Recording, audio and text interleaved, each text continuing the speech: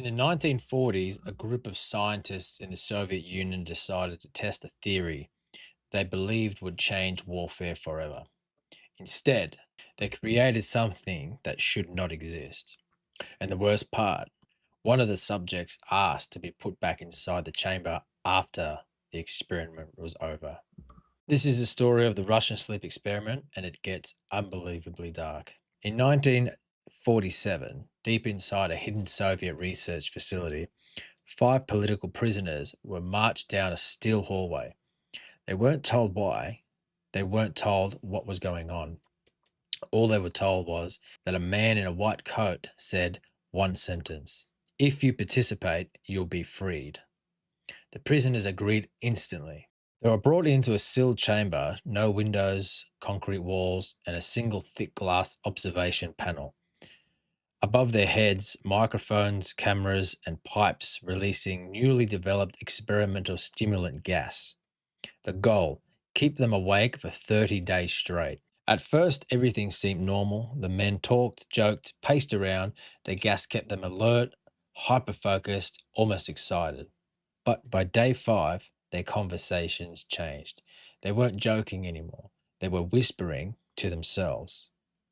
One man began pacing in perfect military like steps for hours. Another just stared at the ceiling, smiling. The scientists thought this was normal sleep deprivation. They had no idea what was coming. On the ninth day, all conversations inside the chamber suddenly stopped. Hours passed, but silence.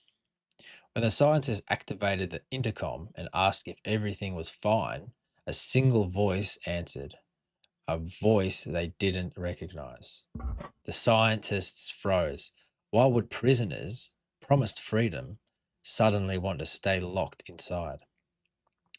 Then screaming, blood curdling, throat tearing, screaming.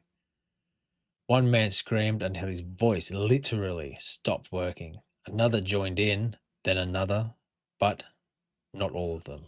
One man sat in a corner staring at the wall. He didn't scream, he didn't move, only smiled as the other men screamed around him. The scientists finally peeled back the metal chamber door, and what they saw made experienced military doctors run out of the room. The prisoners had mutilated themselves, strips of their own flesh torn off, fingers broken, eyes bloodshot and bulging. But the worst part, they were awake, standing, and smiling, breathing in the gas like it was oxygen. One of them stepped forward and whispered, "We don't want to sleep, ever." One prisoner tore through a soldier's throat with his teeth. Another broke restraints that were designed to hold prisoners twice his size. When they finally sedated the last conscious subject, he whispered something that chilled everyone in the room: "Put us back in." One subject survived long enough to be questioned. A scientist leaned in and asked, "What are you? Why don't you want to sleep?" The prisoner smiled slowly, a smile that did not look human, and said, "We are what you are when you sleep.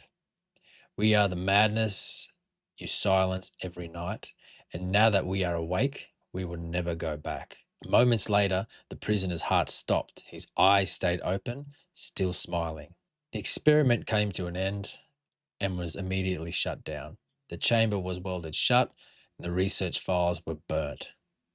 But there's one detail missing from the official report. The stimulant gas was destroyed, it was moved, and to this day, no one knows where. That's it. That was the Russian sleep experiment. If you enjoyed this and want more strange, dark, and mysterious tales, just like it, make sure to follow because I post new episodes all the time. And if you decide to sleep tonight, maybe keep one eye opened, and I'll see you in the next one. Bye.